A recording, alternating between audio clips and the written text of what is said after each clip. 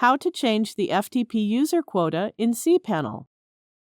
You can increase or decrease the FTP quota. You can also use an unlimited FTP quota.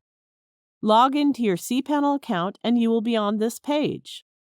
Go to the Files section and click the FTP Accounts. Now scroll down to the FTP Accounts section. Here, locate the FTP account whose quota you wish to change. Then click the Change Quota. You can enter the size in numeric in this input box if this option box is selected.